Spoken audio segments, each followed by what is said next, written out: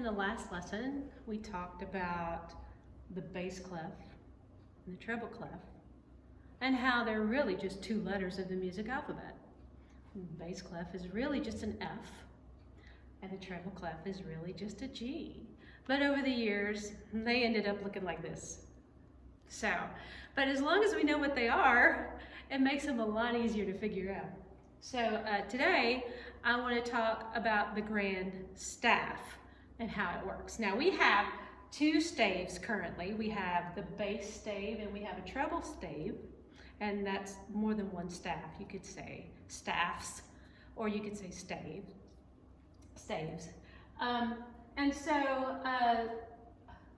What I want to do is talk about the grand staff, and the grand staff is when you connect the treble and the bass together.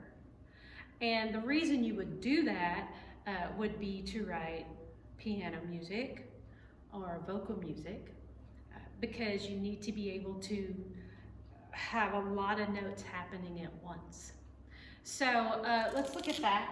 So here's how the grand staff is made if you're writing it. So we're going to put a bar line that connects the two together like that at the beginning.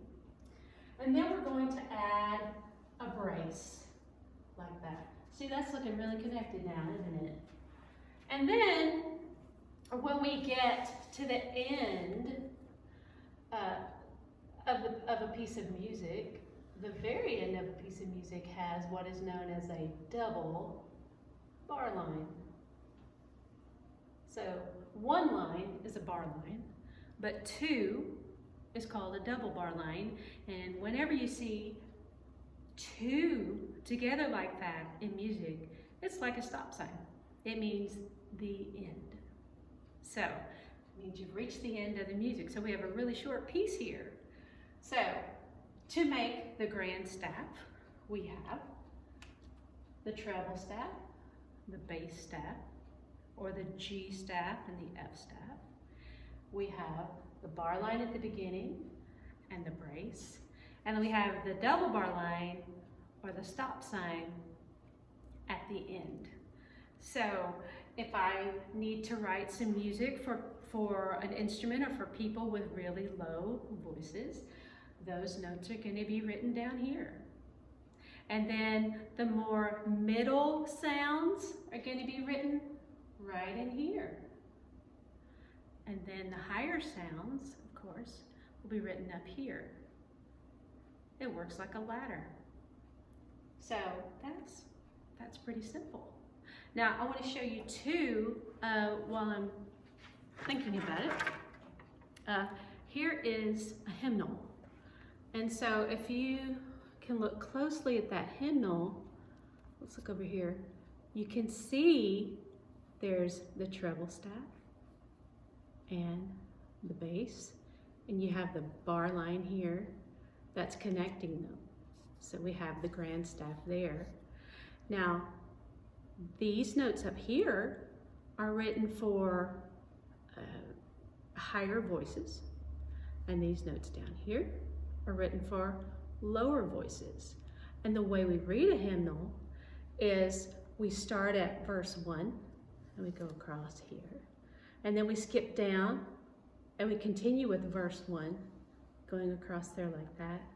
And then we go down here and we're still at verse 1, going across. And then it looks like we're getting to the chorus here and then here.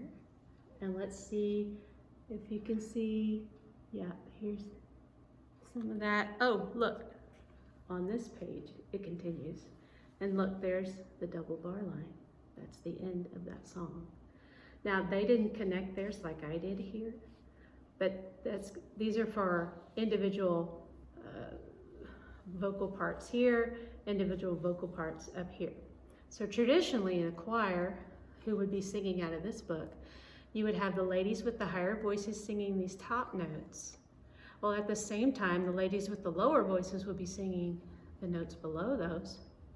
And then down here, the men with the higher voices would be singing the top notes simultaneously as the men with the low voices would be singing the low notes.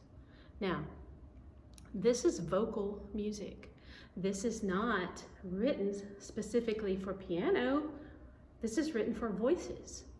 So a pianist or organist would have to look at this music and figure out how to create an accompaniment to go along with that.